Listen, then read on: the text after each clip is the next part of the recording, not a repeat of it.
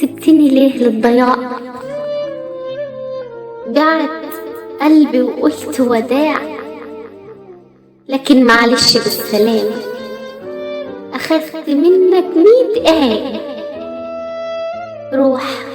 روح مع ألف سلامة، مش هقول نرجع، اللي حصل منك أوجع.